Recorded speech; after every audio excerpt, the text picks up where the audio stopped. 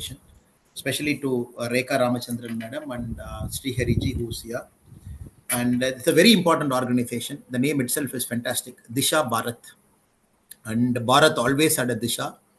And it is very important for young people to understand where we are going and who are we, and culturally where we are. And by understanding both, we will know what is Bharat.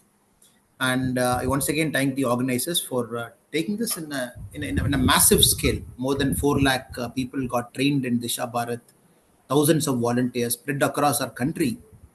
And this service is very important, and the selfless volunteer service is very important, because any work that is done without an expectation, and that will always multiply, it will add benefits to our country. And this is done without benefit, without any expectation or benefit, and only as a form of seva. And the topic today that Disha Bharat has told me that I should talk to you, share whatever little I know about life, is on India 2047, a global leader rooted in timeless wisdom. And before I get into some of the thoughts I want to express to you, I would like to picture what India will be, what Bharat will be in 2047, which is 22 years from now, how Bharat will be. If we can just visualize. Very clearly, we will see in 2047, Bharat would be the largest populated country in the global world. Even now, we are the largest populated. We are at 144 crore. Possibly, we'll be hitting 167 crore. We'll be at 167 crore, 1.67 billion, and 1.67 billion Bharatiyas will be making this country enriching. And probably at 2047, if we go by the current projection, and Bharat would the GDP would be somewhere around 35 trillion and 35 trillion. So right now we are at 4 trillion. We can imagine the jump of 8 times in the next 22 years. And the per capita income right now we are at $2,500 per person. Probably will be hitting $22,000. Again, it will be about 9 times jump in about 22 years. And the renewable energy, the proportion, making our planet greener, safer, and livable for our next generation also. Right now, in 2023-24, renewable energy as a mix of the total energy production, we are at 23%. Probably in 2047, we'll be at 70% of our energy needs would be met by renewable energy. And will be more urbanized. Right now, we are at 53 crore. Possibly by 2047, we'll be 90 crore, 900 million. And defense spending would be very, very high. We are projecting it will be about 32 lakh crore. Currently we are 5 times lesser. So this is an imagination economically how we will be. But we always have to understand whether we'll be happy, we'll be contented, and Bharat would be a beacon to the whole world, to the whole global community, where we will be sharing a lot of our best practices to the global community, so that the world itself is happy. The world itself is prosperous. This is very important. And we have seen a lot of global powers coming and going. Britain were a superpower, and that slowly got shifted to US for the last 100 years or so. US is a great power. It shared some with Russia after the dissolve of USSR. Now US is a preeminent global power. Now China is a fast rising power. We are a middle power. Now, all this time, if we can take best practices of each of those countries, we can only use the word called hegemony. Each of the time the superpower came, they tried to impose their will, they tried to impose their economic model on other country. And it was more like a mercantile system, and those countries grew, the world also grew. But what is special with Bharat's rise? Not so special with the former countries that occupied the number 1, number 2, number 3 position. What will be Bharat's special? And it will be a non-hegemonic rise. This is very important. And Bharat's rise to 30, 33, 35 trillion dollars by 2047 will be a non-hegemonic rise. We are not going to put our foot down, stamp any country, and make any country's colony of us, and then we'll be growing. We'll be growing on our own wisdom. We'll be growing with our own strength, with our own might. And this fascinates me as a Bharati. I'm sure this will be fascinating you as a Bharati also. And all of us are excited for the next 22, 23 years to see when we complete 100 years of our independence, the growth that we achieve would be in our own strength. It will be a global model where we would help a lot of countries to grow. And till now, many of the countries, the global past, don't have a clue with respect to living a good life. For them, living a good life means more cars, expending more energy resources. It is buying a lot of materials and creating a consumerist behavior. But Bharat's rise would be very different. As I spoke to you, I said by 2047 we are forecasting that 70% of our energy needs would be met from the renewable energy source. That is very different, and we are not going to pollute the environment more to grow. And before us, every single country which has grown, they have polluted the environment. They have at least created global warming. They have disturbed the ecological balance, and probably we are going to do without doing any of this. So that excites me more, and the planet is going to be great, and we are going to have a green planet. And more importantly, the successive generation will be very proud of the path we have chosen to achieve this milestone by 2047. And more importantly, which excites me even more, anything else, we are using the word and the topic also, timeless wisdom. And Bharat is a country, very clearly when we look back, that our wisdom can't be quantified. It is timeless. It is last 1,500 years. If you look back, there are some qualities that is essential to being a Bharatiya that has brought us here. And right now we are fast evolving. We are trying to codify it. We are trying to get our law streamlined. And as we speak, in the last 10, 11 years, massive work has happened at the ground level.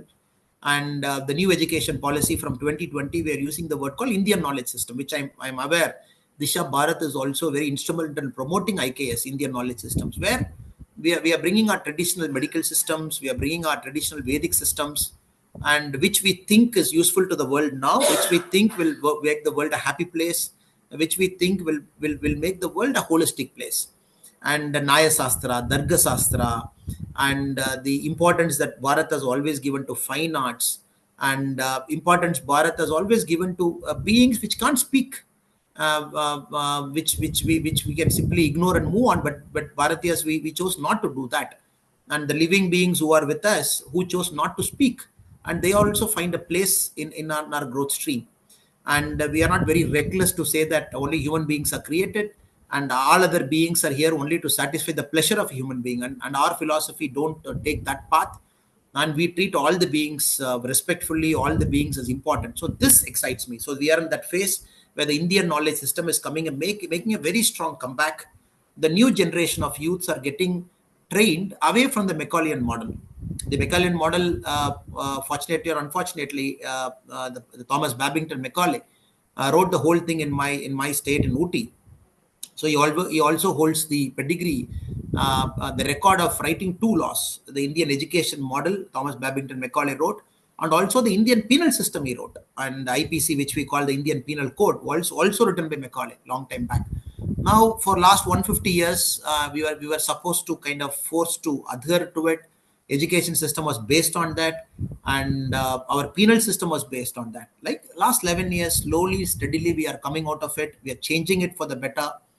The IPC has undergone massive changes. BNS has come now, and CRP has undergone massive changes. The education model, 1965, 68, the Rajiv Gandhi's time, the education model they had, everything has undergone a massive change. We have entered the new education model phase from 2020. So we are building a brick essentially for what is going to happen in 2047. Without laying a strong foundation, we cannot just reach there. And we are also very clear, the Honorable Prime Minister, right from the time of Corona, he talks about Atmanirbhar Bharat, he talks about Swadeshi, we talk about creating strong MSMEs within our country, where we become a global power, not by following the models that other countries have followed. Okay, kind of produce, and keep exporting. China has followed that model. The US followed the consumerist model, but we are going to follow a very different model.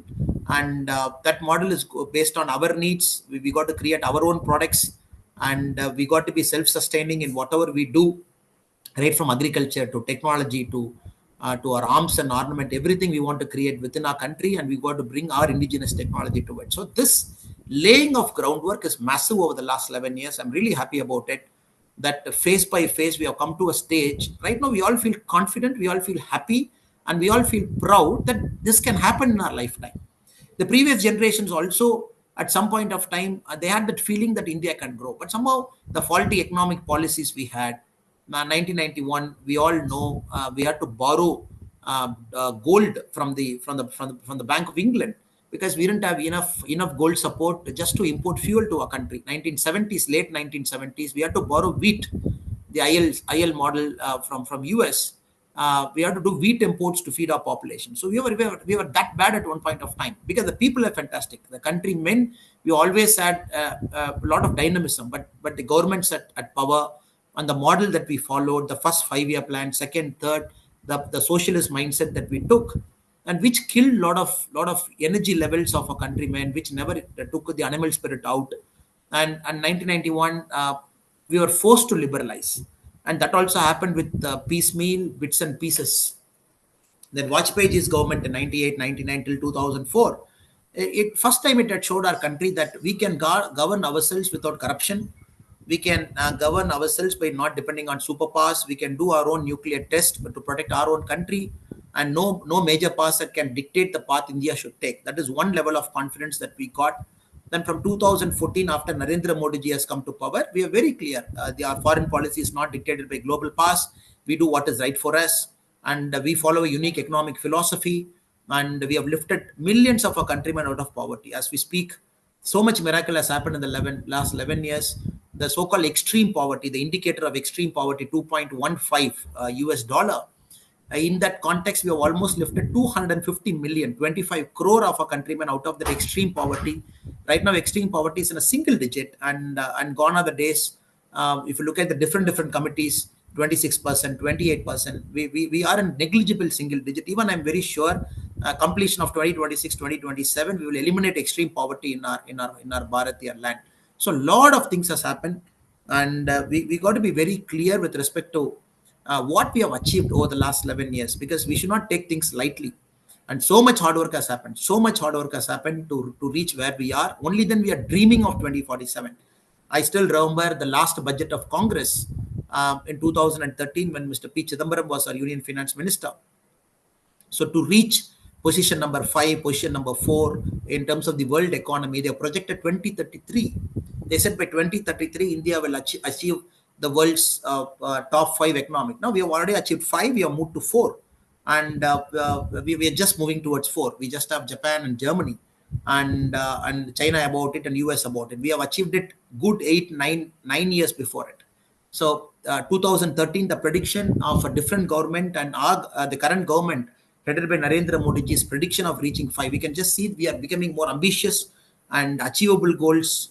We are having a projection of where we want to go. Of course, there are also challenges in our path. The challenges is not easy, and we have overcome all the challenges one after the other.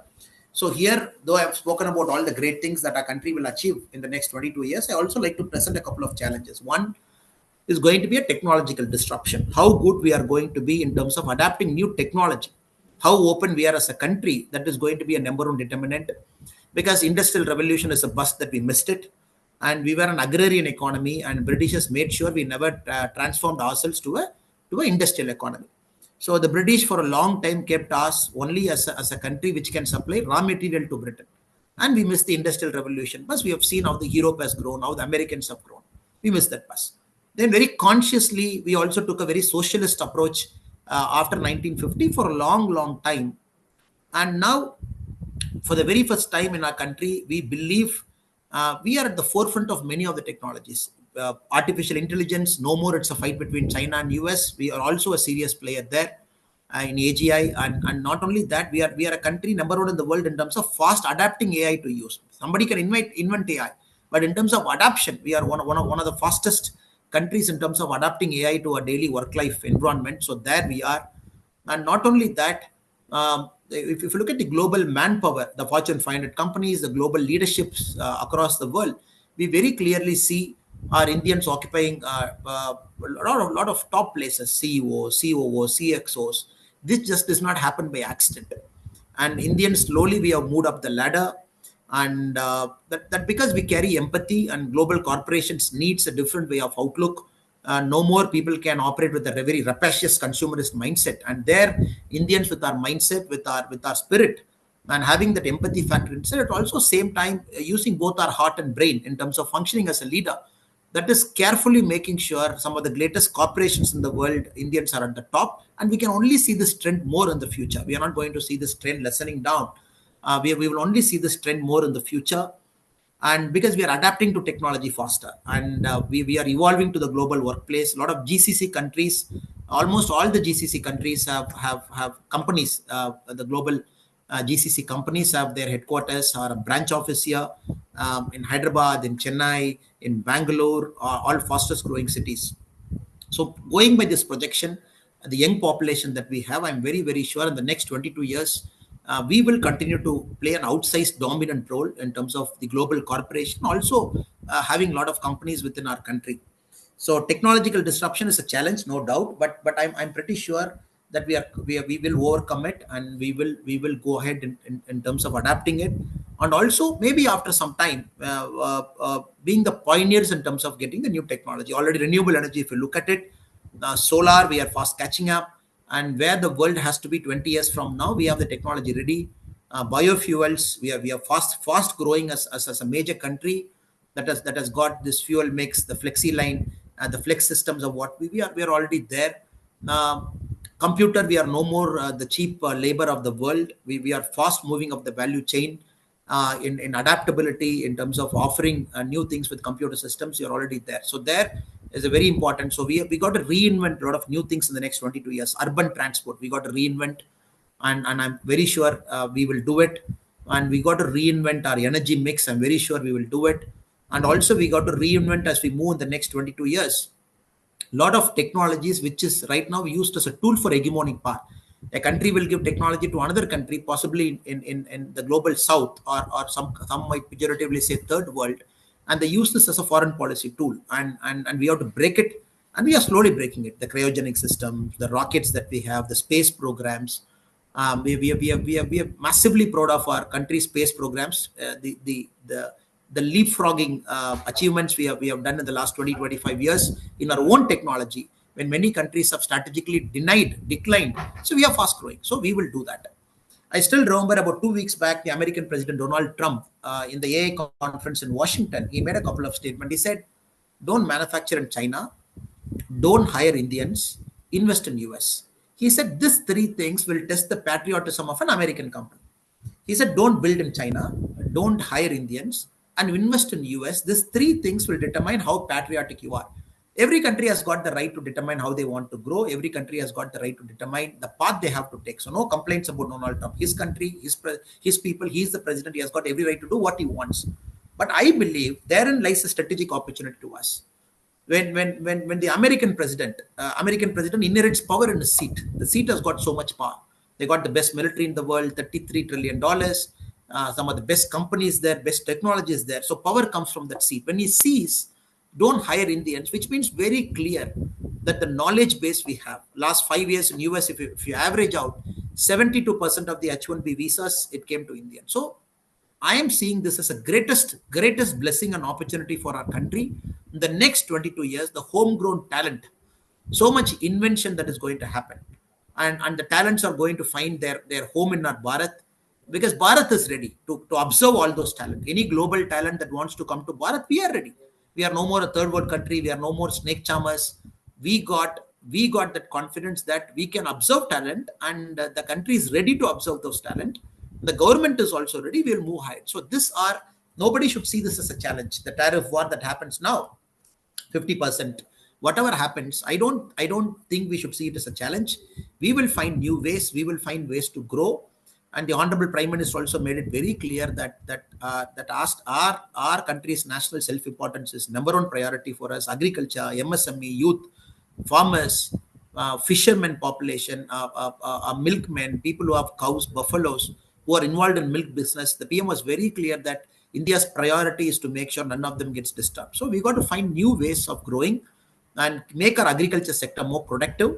Of course, there are challenges, but only when we see an outside challenge, we will refocus that as an opportunity, and we'll start growing more. When we had a milk challenge, Operation Flood, Verghese Korean sir invented it. He brought it, and suddenly we became a country that is one of the world's largest exporter of milk, largest producer of milk now. Because we saw a problem, then we saw an opportunity, we found a way to circumvent, then we grew. The same thing for wheat. When we are forced to borrow from US in the late 70s, then we had a MS Swaminathan happen to us. And we had the Operation Green Revolution. We took it to a different level, and the production of wheat and rice in our country is on a different astronomical level now. So of course this is also a challenge for us, for a country to grow. Till now all countries have grown by using export as a tool. China has used export as a tool, and before that Japan used export as a tool, and all great nations, great powers have grown in the last 60, 70 years like that. Possibly we'll overcome this also. Will overcome this also. The PM is very clear about Swadeshi, Atmanirbhar Bharat. So no complaints about any country, but lot of homegrown talents we will retain and we will take it to a next level. So technological disruption, challenges are there, opportunities are there, and our timeless wisdom will always guide us where we have to go. And the young people who are part of this thing, you should see this as a great opportunity for you. Great opportunity, because India offers a great market and the world's largest middle class resides here. We are looking at a population of 167 crore by 2047. Nowhere we will get a market like this, a market that is ready, market that is proud, a market that is very clear that we have to grow the Bharatiya way. So I only urge our young people to see this as a great opportunity uh, in the country's growth trajectory. Nobody got this opportunity because it's ready made now. We have a plan, we have a future, we have national highways getting built every single day, we have airports getting opened up every single day, 160 plus and counting, inland waterways getting regularized, the ports getting massively built. Gati Shakti PM is talking every single day. As we speak now, PM is in Bangalore inaugurating a phase of a metro rail. So every day we are seeing India in action, Bharat in action. So I only urge our young friends who are here to see this as a great opportunity, not to see any challenge in it. Great opportunity, and keep growing, keep our country growing. The second challenge is a democratic system. Now the democracy is maturing more, it is maturing well. At the same time, we see the fragmented opposition mounting all kinds of criticism, trying to disturb the balance. So that is natural in any democratic process. The opposition will always make noise. The opposition will always make unfounded allegation. But the next 4 5 years, Bharat is embarking on multiple things. One, the major census is going to happen in our country. Based on the census, the delimitation is going to happen. So based on the delimitation, the 33% reservation for our mothers and sisters is going to happen. And we'll also very soon get into this phase of one country, one election. So next 5 6 7 years is going to be very, very critically important from 2025 to 2031, because we are doing multiple things at a democratic level. Because the Britishers gave us an imperfect democracy. First past the post model is a form of democracy, but right from day one, we were only maturing. After the British left us, we are maturing, we are improving, we are perfecting our process. Now this is one important thing for us.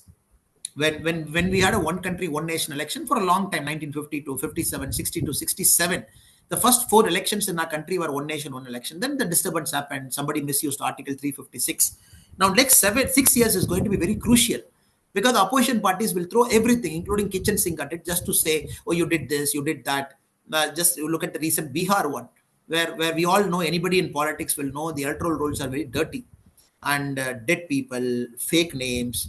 Every election we face this, bogus voting, where people do all kinds of mischief. Now the special intensive revision in Bihar has shown 65 lakh so-called fake, invalid voters were eliminated, which was not actually in the roll, and including people who don't belong to Bihar, who are not residents of Bihar, of vote bank politics. They just kept it. The opposition was making so much noise, not allowing the parliament to function. But election commission, it gave them a week's time, from April 2 to April 9, a week time. Even after a week time, the opposition friends the BLAs could not produce a single person in Bihar who got affected by this special intensive revision. Even after 1 week, not even a single person. But the noise they make is so high in parliament that disturb the whole parliament's functioning. The Air Force chief, just yesterday, day before yesterday in Bangalore, he said, we have shot down 5 Pakistan jets, we have shot down a major jet, but still some of our countrymen question us and we are forced to respond to them. So this kind of things, the noise that keeps evolving around the democratic process. And the parties losing the election always finds fault with EVM, always finds fault with the process. I think youngsters here, you have to understand that the democracy is getting strengthened at the grassroots level, and democracy will continue to get strengthened, because we are such a big country, 543 Lok Sabha MPs for a population of 144 crore. It is unmanageable. So we got to increase. But how will we increase? We need a delimitation data to clearly understand the population, clearly understand where they are residing, how to go about it. And more importantly, we also need to empower our mothers and sisters. The 33% reservation has passed in parliament, and it also has to happen. So next 6 years, I'm not seeing a challenge. I'm seeing opposition making more noises, because to disturb our growth trajectory, disturb our growth equilibrium, I think we have to tide over it. And some of the political parties, especially in southern part of our country, they have this fascination of making this everything as north and south. That is something which we got to be wary of.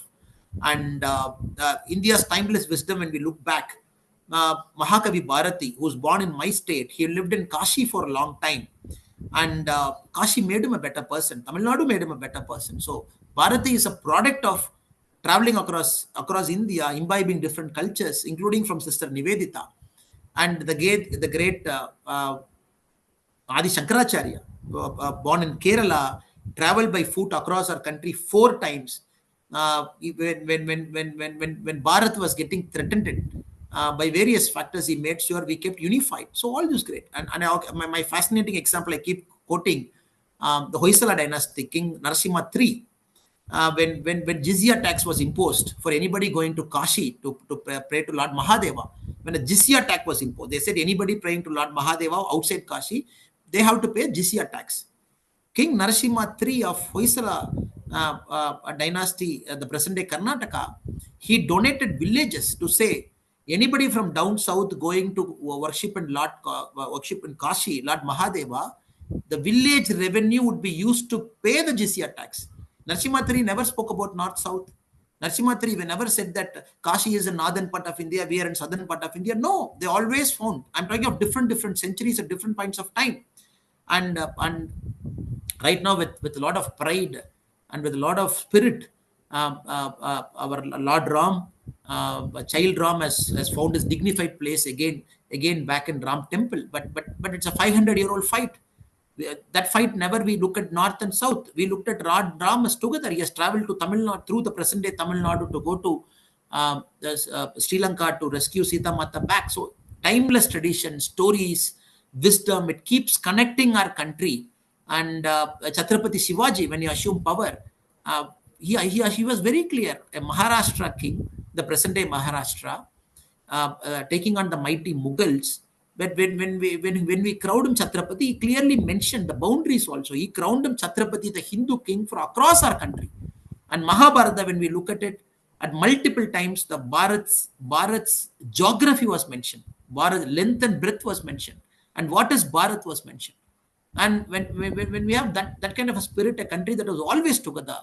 Right now, we see politicians and some political parties trying to rake up this north-south issue once in a while, and talking about language, trying to divide us. And this second challenge, the part of a democratic system, is also we have to understand. States like Bengal, the ruling party, states like Tamil Nadu, the ruling party, trying to play into a narrative that outside insider is also we got to be wary of. Because when we are very clear, but 2047, the target is this, 2047, we got to grow to 30, 33, 35 trillion dollars. Make sure that we wipe out poverty in our lifetime. Make sure we take the per capita income to $22,000 plus, so that we can call ourselves as a great country, as an economically forward country. Of course, we are culturally very, very forward. But when we are economically forward also, we will make sure Bharatiyas, they live a good life, they live a happy life, they live a contented life. These challenges, we got to be very, very, very. Politicians talking about division, politics talking about, they talk about small things that might divide us, but none of them talk about hundreds and thousands of things that unite us as Bharatiyas, as people. And water stress, the PM is always one step ahead. We got to have a green Bharat with a lot of trees, and we might not think too much about it, but we have to understand. I mentioned a word, when 2047, when we grow very well, we got to be a happy country, we got to be a contented country, we got to be a peaceful country. And India, perennially, we have a water distress problem. Some states of our country, the Niti Aayog report projects 2047. 2040, 38 out of 39 districts in Tamil Nadu will be water distressed. So we have this problem in metro areas and in urban areas. So we got to be very conscious of our resources also. And the timeless wisdom, when we look back at our history, look back at our forefathers, it is all about conservation, it is all about preservation, it is all about growth. That's how agriculture, that's how we preserved the seed, that's how we made sure that all the resources were used in a very proper, optimum way. It is only the reckless growth from the industrial revolution to the model that China propagated to different economic models before us that has created a lot of havoc, a lot of imbalance in the system. Now we got to be very clear that India will continue, Bharat will continue to be green, Bharat will continue to be water, not water starved, and we got to be very clear as citizens. Panch Pran, the Rashtriya Swayamsevak Sangh, it talks about Panch Pran because it is a very important component. We talk when Honorable Prime Minister visiting Maldives, visiting UK, the king planting a tree in the mother's name, the Maldivian Prime Minister planting a tree in the mother's name, because the PM is very clear to 2047 when we grow, what are the things we should start doing now to reach there. And a green planet is very essential because we'll be growing at a fast pace. That is why I mentioned we got to reimagine the urban transport mode also. And cities should not become heat sticks. Cities should not become hotter. And cities with too many vehicles around, too much pollutants around, cities are becoming hot. We got to make sure cities should be livable, should be breathable, so that our younger generation will also get the benefit that our forefathers had. We got to be very conscious of it. These are the stresses: water stress, to pollution stress, to urban heat sinks. We got to be very careful how we navigate around. That is also I felt we got to do it. Next is talent crunch. At one end, we have abundant talent at the top to make sure that we sit in global corporations, we are CEOs, and we run corporations at a great scale. At the lower end, we have a problem in talent. So many of our engineering students are not battle ready, they are not industry ready. And the Honorable Prime Minister in 8th August 2025, as we speak, just 2 days back, he has approved the 4,200 crore multidisciplinary education and research improvement in technical education. MERIT, it's called MERITE. The aim is to skill 7.5 lakh students in state technical education institutions over the next 5 years, because we are very clear at the bottom level, bottom level of pyramid, we don't want people doing mundane jobs. When we have to become a $35 trillion, other day, the industries minister also spoke, government of India. Yes, it is important. Food delivery is important, but you cannot have lakhs of people employed there. Once the automated cars come, once Teslas come, one other cars come, the Indian technology comes, once drone starts taking it in the next 10, 12 years, what will happen to all the youth? Once the driverless cars comes, what will happen to drivers of Ola?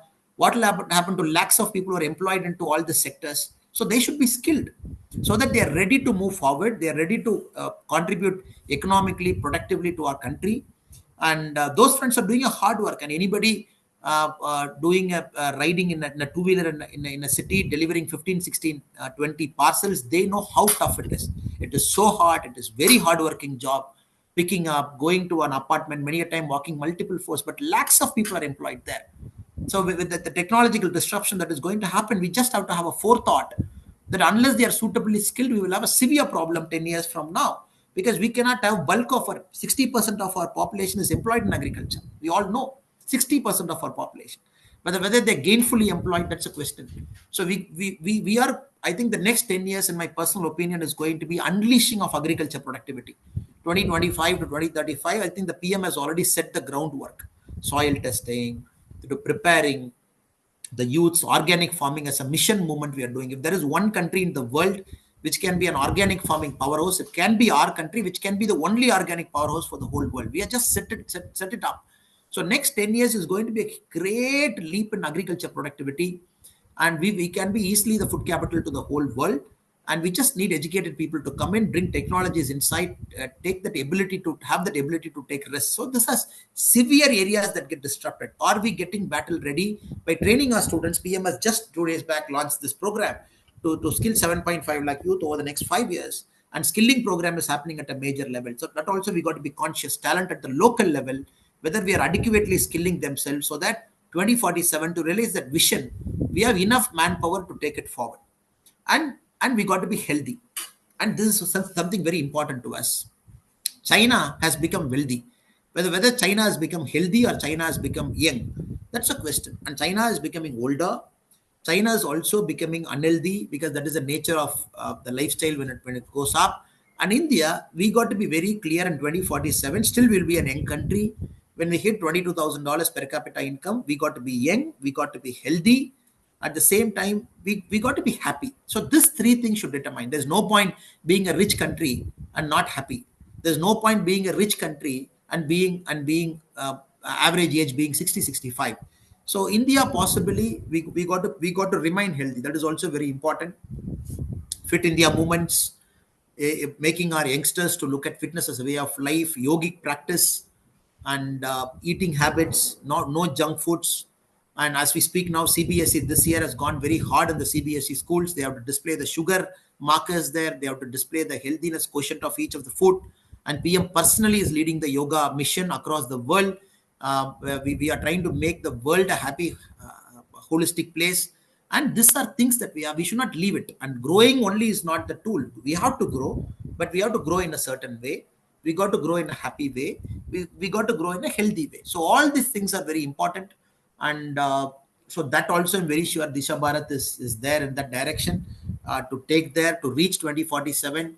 At the same time, to make sure that we follow a certain path, because we always talk about growing the India's way, growing Bharatiya's way, growing with our timeless wisdom's way, and not following the path other countries have followed before us. And that is a path we should never take.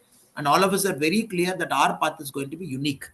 And as we speak now also, if we look at some of the statistics, as if we speak now, I want to present some statistics before you, just to give you where we are in terms of a country as a growth engine, and where we will be in the next 5 years. I just want to present this data to you. And 1991, our population expectancy was at 58 years.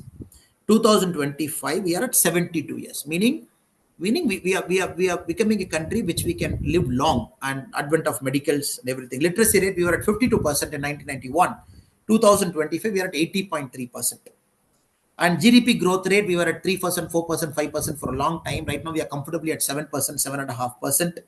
And we are also seeing that. For a kind understanding, in 1991, our per capita income was only at $310. Only $310 in 1991. Today, we are at $2,500. I'm just giving you the statistics to tell you, from 1991 to 2025, we have grown here.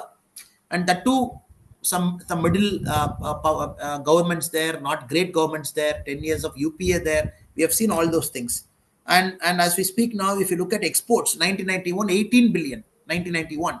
2025, we are at 820 billion. Where is 18 billion and where is 820 billion? Again, if you look at foreign currency reserve, 1991 was at 5 billion. Today, we are at 698 billion. So this is to tell you whatever we speak is possible. It is doable. 1991, we were there, and then we have reached here. We will 100% reach there. There's no question about it. Because of the population we have, because of the youth we have, and we will 100% reach there. It is not at all a problem. But only question is, we got to use it. You got to reach there and happy, healthy, and do it the Bharatiya's way. Again, if you look at the world, per se, so US right now is at 33 trillion right now. 2029, 2035, US might hit about 40 trillion. So we are looking at a growth of about 2.5% for US. If you look at China, from now to 2035, they might grow at 4%. If you look at EU 22, the European 22 countries, from now to 2035, they might grow as an average of 1.5%. Japan will grow at 1%. But from now to 2035, only the next 10 years, the average India would be growing is 7%. So when 2035 comes, India would easily will be around about 8-9 trillion. Then we got to make one leapfrog to 2047. So one leapfrog is 2025 to 2035. We got to leapfrog there. And 2035 to 47 is going to be another leapfrog, but is going to be a multi-dimensional shift. And first 10 years, foundations is laid. We might grow at 7%. We might adapt technology faster. But 2035 to 47, so we will grow through phases. It is not that it will be a constant pace from here to there. We will have near challenges, immediate challenges for the next 10 years. Once we overcome it with a lot of spirit, then we will see a real drastic jump. That's how other countries have grown. US, 1995, they were at 5 trillion. And right now, US is at 33 trillion. So that's how they grew. They grew to a certain level. After that, the quantification was much higher. So that also we have to understand. As we speak now, India, We are the second largest in steel in the world. We produce about 148 million tons. Last year we produced. We are second largest in cement. We produced 423 million tons last year. Two-wheelers, we are the largest in the world. We produced 21 million units last year. And four-wheeler, we are the third largest in the world current now. Last year, we produced 5.2 million units. Construction, in terms of square feet, we are the second largest in the world, 1.4 billion square feet. We are producing. Information technology enabled service revenue, we are at 254 billion. For a kind information, Saudi's total oil export is at 180 billion. We are at 254 billion. Our software services export alone is. Electricity production, we are third largest in the world, 1,739 billion units. Again, wireless phone, we are second largest in the world, 1,200 million. So if you look at it, we are on a different level. We are on a different level. Just to give you a comparison, when you produce 148 million tons of steel, America produces 80 million tons of steel. When we produce 423 million tons of cement, America produces right now 95 million tons of cement. When we talk about 5.2 million units of four-wheeler, America produces 9.8 million units of four-wheelers. Software services, we are at 254 billion. US is at 1,800 billion. That is a leap. That's a technology we are talking of. So basic stuff, consumer stuff, we are there. In terms of technology, we are at 254 billion. US is at 1,800 billion. We got to catch there. And if you look at the other performance, coal, we are second largest in the world at 988 million tons. Again, iron ore. Previously we spoke about steel. Iron ore, we are third largest, 290 million tons. Aviation, in terms of passenger movement, we are third in the world. 216 million people used airplanes last year. Railway, we are fourth largest, 68,000 kilometers. We have right lines. Roadway, we are second largest in the world, 6 million kilometers. So I can give you data to show we are already there. Our basement is there. We are just there in top 2, top 3, top 4. We are just there. The basement, we have built it. We are not producing cement just to waste. We are producing cement to build more square feet of land. Because we are building more square feet of building, because more companies can come and shift there, more people can work. And as we speak, every year, the national highways, the railway lines, we are only increasing. And we got to have confidence to understand, looking at the data to understand the base is being set. And once the base is being set, then it is going to be an exponential growth in a matter of time. So all the participants of Disha Bharat, just look at the micro indicators. It's fantastic. The macro indicators will be continue to be fantastic. We are reclaiming our cultural glory from new temple, renovated temple, and for Lord Mahadeva in Kashi to Ram Temple to Ujjain, to all the things that is happening is a cultural rejuvenation that is happening. The spirit and sense of being a Bharatian, we are seeing it with our eyes in front of in our own life, that we can reclaim our culture. And the family system, family oriented values, probably we are teaching to the whole world how to live as a family. The institution of marriage, the institution of child, the institution of treating our elders with respect, the institution of taking care of our elders at home. So everything we are just leading with our timeless wisdom. So I'm very sure the young people who are here, the next 22 years, with the base that is currently being built, 25 to 35 is going to be one level of growth. Then 35 to 47 is going to be a leapfrogging, because technology, we showed where we are. Cement, steel, everything we are there. Exports, we just mentioned about 254 billion to Americans, 1,800 billion. So we got to go there. GCC companies, we got to go there, get into core technology. That will happen. It's just a matter of time. With more talent staying back, with more talents like you, innovating, more talents like you, but taking not a beaten path, but probably taking a new path, taking a challenging path.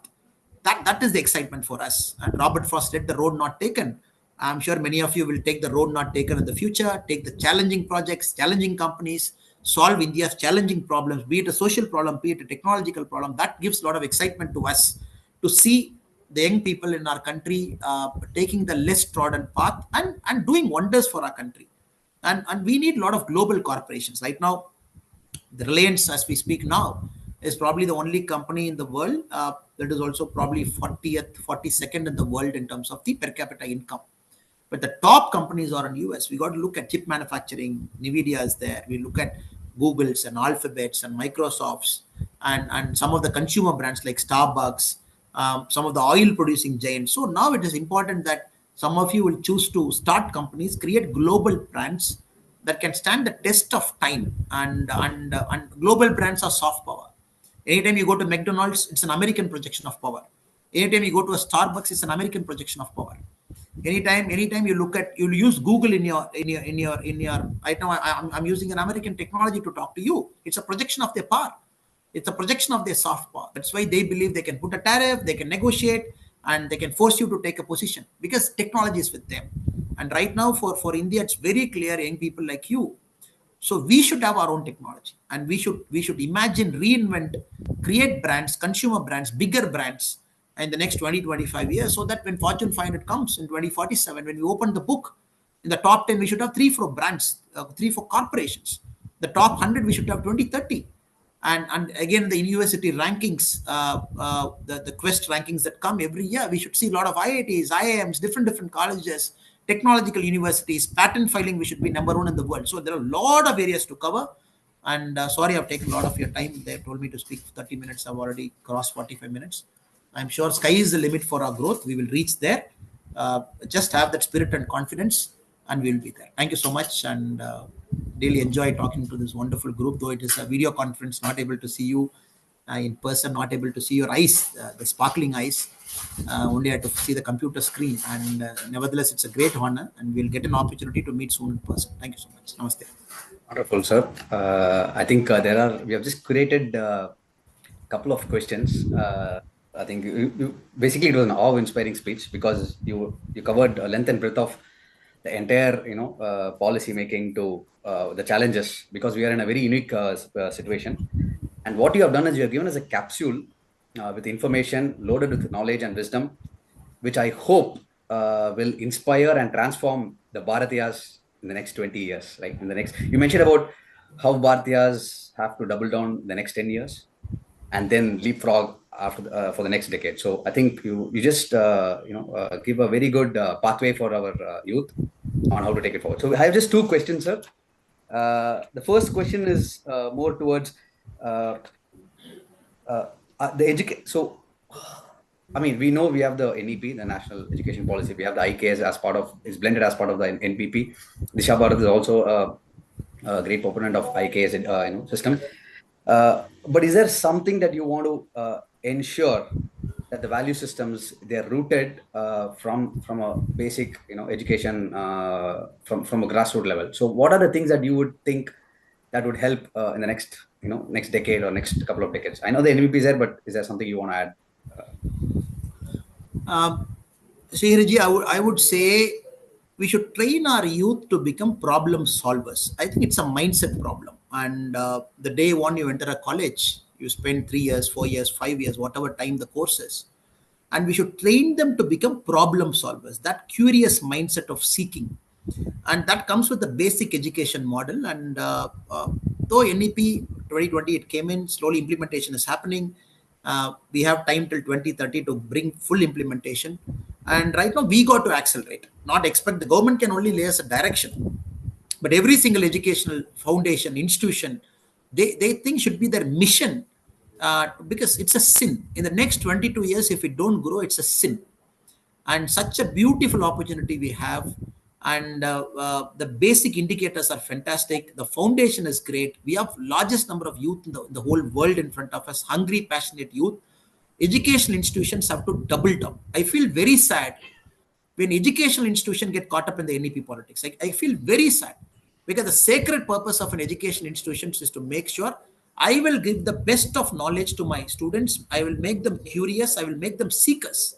And when they get into this world, they will do miracle. That should be the mindset of us. So I personally want the education institutions to take more responsibility, be it an ITA, be it a tutorial, be it a great college like IIT Madras, IISc, Bangalore.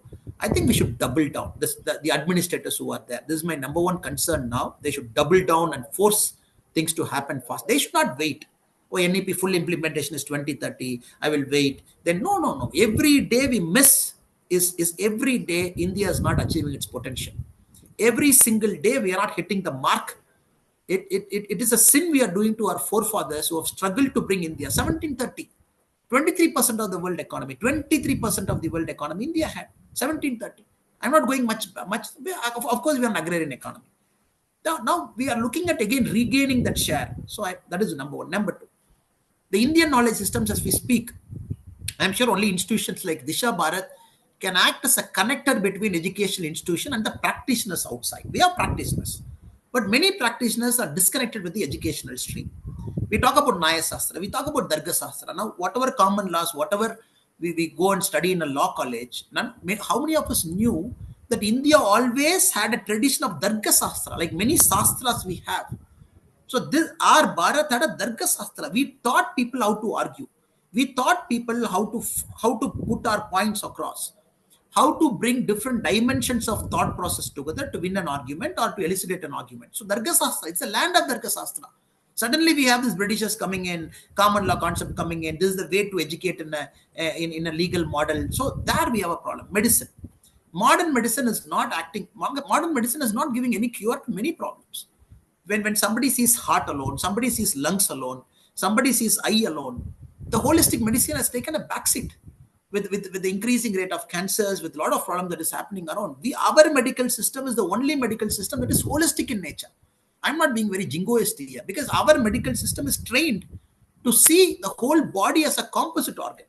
And we see connections between organs. And that is the need of the hour now. All the medical schools, they have to understand that the Western model of medicine, where we see organ by organ, where we separately treat, okay, give antibiotic to this, some problem happens. Okay, you come and give antibiotic now. No, that will never work. So that is what sometimes makes me angry also, that we have so much knowledge inbuilt. The government is showing a direction. So why are we not forcing it to happen? Sometimes you got to force things to happen, sir. And many countries, when they came in, US, if you take a classic example, when Great Depression happened, FDR was there. What did they do? They never allowed, waited and pray to God saying Great Depression go away. They built their country to be ready after Great Depression. They built roads. They built railroads. They built dams. All the time they build. They said, okay, when the Great Depression is over, I am ready for it. So even now, some of the infra that is created in the US that was built during Great Depression, even now the infra US doesn't need some of the roads, they don't need, but they've built so bigger highway miles. So that should be our spirit, with that collective goal of just thinking that we should not waste a single day of time. Just push ourselves harder. And youth, I personally believe, since you mentioned about new education policy and IKS, we should not waste a single day talking about nonsensical topic. North is better, South is better, which is better, that is better. No, that are not topics. That is all bygone eras. We should only talking about positive spirit, growth mindset, enabling environment, innovative mindset, problem solving ability, a curious seeking attitude. I think this colleges should be very careful in bringing this into a kid's mind at a very young age. This would be my answer, Srihariji. Thank you. Wonderful, sir. I think my follow-up question was around that. What should be the direction for the youth in future? And you clearly explained what it needs to be: problem solving, curious nature. I think the entire ecosystem has to evolve and try to push the forward, because the youth, as you said, is a big percentage going into 2047. So with that, I kind of end. But before I end, I just want to say that today is a very auspicious day. Today is Gayatri Jayanti, where we chant the Gayatri mantra, which is believed to purify and stabilize our mind, lead into a spiritual growth and success. And I hope the discussions that you shared and the ideas that you provoked leads us to that. And it basically Gayatri mantra embodies wisdom, knowledge, and a spiritual a pathway for us. It is also the mother of all Vedas. So yeah, with that, I just chant the Gayatri mantra here, and we can close the session. Om Bhurvuvassuvaha Tatsya Vidarvarenyam Vargo Devasya Dhimahi Dhiyo Yona Prachodayat